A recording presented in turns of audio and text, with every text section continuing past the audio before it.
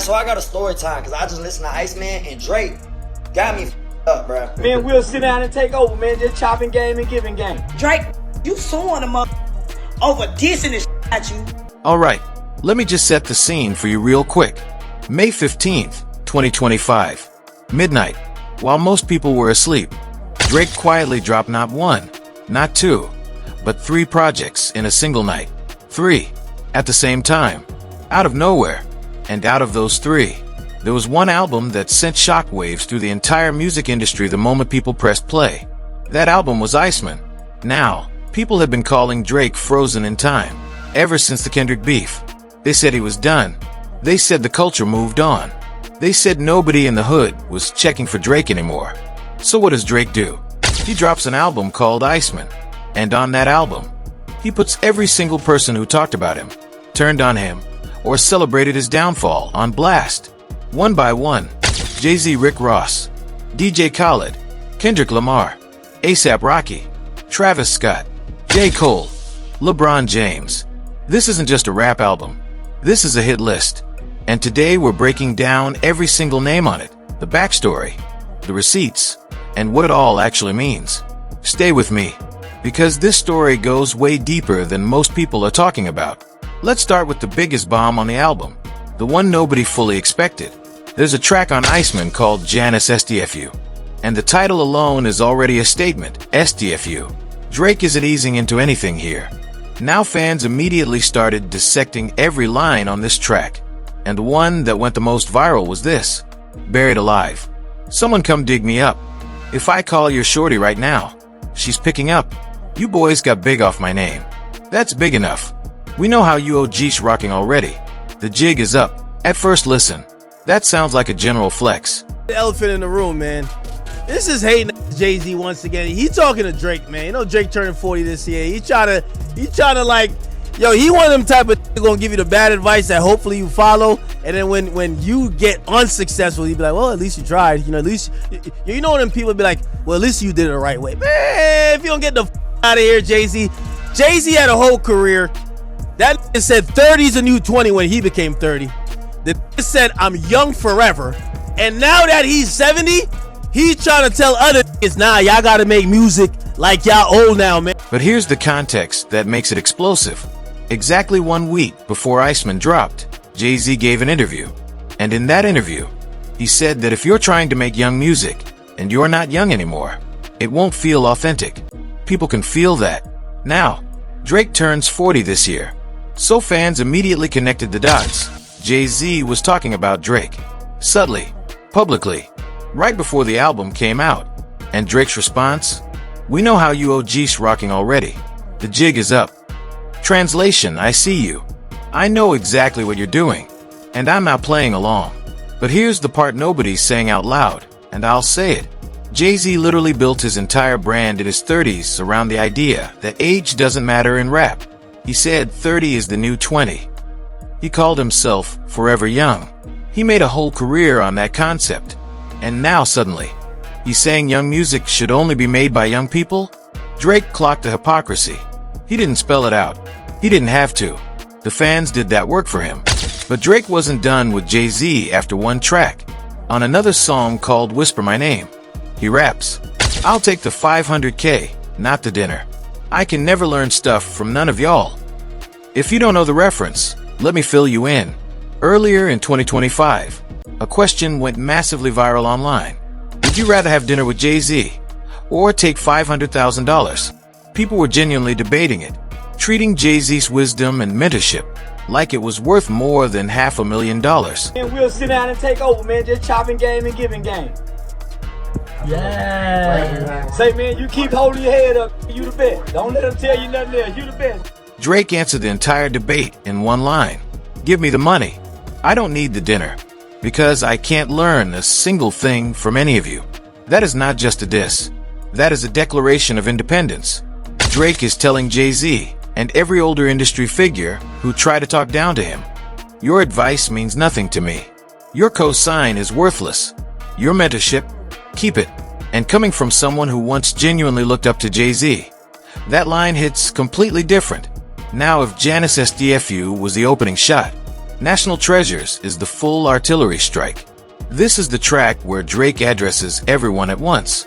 The confirmed diss list includes Kendrick Lamar, A$AP Rocky, DJ Khaled, Rick Ross, J. Cole, and others. You already had people saying that Drake is the Michael Jackson of now. But after him dropping ICEMAN last night, along with 2 other projects, you got people saying that Drake is way bigger than Michael Jackson could ever be.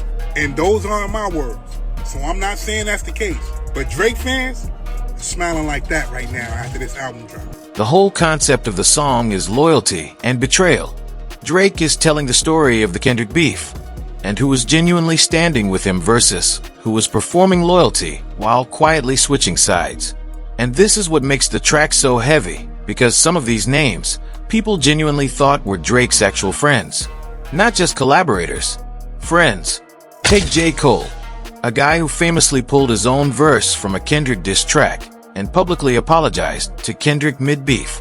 A lot of people called that move respectful, but from Drake's perspective, that was a stab in the back at the worst possible moment. And then there's Travis Scott, who everyone assumed was still tight with Drake. But Drake raps about catching somebody stargazing in the field. And stargazing, for those who don't know, was the intro and trailer to Travis Scott's Astroworld album. Drake is name-dropping Travis's biggest cultural moment as a weapon against him. Why? Because Travis Scott was reportedly the one urging Metro Boomin and Future to drop Like That, the track that lit the entire Kendrick beef on fire in the first place. So in Drake's mind, Travis helped start the war. And now Drake's putting that on record. After this came out, Twitter had one question on repeat. Where is Kendrick? Where is Snoop? Where is A$AP Rocky? Why is nobody responding? And the answer so far is silence. But in hip-hop, silence is never the final word. Okay, pay close attention here, because this is the part of the ICEMAN story that most people rushed past, and it might be the most important part of all. Alright, so I got a story time, because I just listened to ICEMAN, and Drake got me up, bro. Not gonna lie, you got me up. So when I made the intro to my first album about a year and a half ago, Drake was hitting me up around the time and wanted to hear music, a Drake producer. Now the intro still dropped. I said, no, you can't have this song. Till I just went and listened to ICEMAN, and I listened to Little Birdie, and then I went back and listened to the intro of my first album. Rick Ross and Drake were genuinely close. Not just industry close. Not just collab close. Ross's biggest career songs, the ones that defined his legacy, have Drake's voice on them. Drake helped build Ross's catalog. So when the Kendrick beef started, when Drake was getting hit from every direction, what did Rick Ross do? He gave Drake this advice. On camera, publicly, don't respond. Don't write an 8-minute verse. Stop. Just don't respond. On the surface, that sounds like advice. But think about it from Drake's angle. Your friend, someone whose career you helped build, is publicly telling you to stand down, to not defend yourself, to just take the loss and stay quiet. And then here's where it gets really dark.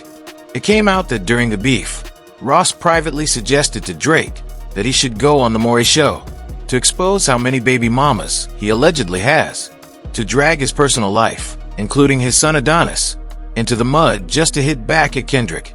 That is not advice from a friend. That is sabotage dressed up as strategy. So when Ross started doing an interview tour 1 week before ICEMAN dropped, suddenly being soft about Drake, suddenly warming up his tone, everyone understood exactly what was happening. He'd heard the rumors. He knew his name was on the album. He was trying to get ahead of it. It didn't work. ICEMAN dropped. Ross got addressed on multiple tracks. And within hours, Ross was on Instagram live reading hateful Drake comments out loud and laughing about it, calling him washed, calling the albums trash. The exact same man who was softening his tone 6 days earlier. Drake fans immediately flooded his comments with one thing: Janice STFU. Now let's talk about DJ Khaled, because this situation is genuinely one of the funniest things to come out of this whole saga. On ICEMAN, Drake addressed Khaled with a line about seeing people's true colors, implying Khaled didn't hold it down during the Kendrick beef, that when things got ugly, Khaled went quiet or switched up. Khaled's response? He posted scripture, Bible verses, positive affirmations, no bars, no direct reply, just vibes. But then, and this is the moment that broke the internet, Khaled went on Instagram Live and told his side of the story. He said he had a whole plan. He was going to set up a collab between Drake and Lil Baby, a massive anthem that would have revived Drake's career after the Kendrick loss. But then Drake dissed him on ICEMAN, so the collab never happened. Let that fully sink in. DJ Khaled talking about saving the career of the most streamed artist in the world, the man with more #1 hits than almost anyone alive in music history. The internet could not stop laughing, and Drake fans, once again, showed up in Khaled's comments with 3 words, Janice STFU. At this point, the song title had completely taken on a life of its own. It became a cultural weapon. Whoever talked about Drake got that song title sent to them. Rugrat, Janice STFU. Ross, Janice STFU. Royla, Glow's sister who called Drake out. Janice STFU. Drake's fanbase turned a track title into a full movement. Now here's an angle that got buried underneath all the bigger names, but it's actually a serious accusation that's still unresolved. A Florida rapper named 1900 Rugrat posted on Instagram after ICEMAN dropped. His claim: the opening track on ICEMAN, Little Birdie, sounds almost identical to the intro of his own debut album called Twin. And he didn't just claim it. He came with receipts. He posted DMs, allegedly with Drake, showing that Drake's producer reached out to him over a year ago, asked to hear music, and Rugrat sent over 10 tracks. The one they were most interested in was the same track Rugrat used as his album intro. He even posted a message where Drake himself wrote that he hoped they could cook something up together. Rugrat's version of events: Drake never sent a verse. The collab never happened, but the beat ended up on ICEMAN anyway. Drake's camp has not officially responded to this, and it's still developing. But Rugrat made his case publicly, with screenshots, and the music community took notice. This is the kind of thing that quietly turns into a lawsuit. Watch this space. Here's something that made even people who don't follow rap stop scrolling. Drake didn't limit ICEMAN to the music industry. He also took shots at basketball, including LeBron James. Now understand the history here. Drake was a regular front row fixture at Toronto Raptors games for years. He and LeBron had plenty of public moments together. This wasn't beef with a stranger.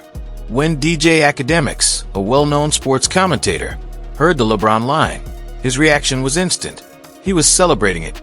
He was hyped, because apparently even in the sports media world, there was a crowd quietly waiting for someone to say something about LeBron. And with that, ICEMAN officially crossed over from a rap album into a full cultural event, touching music, sports, media, and the internet all at once. Drake wasn't just talking to rap fans anymore. Alright, you've heard all the names, all the context, all the drama. Now here's my honest take. Charlemagne the God said ICEMAN proves Drake is the biggest sore loser rap has ever seen.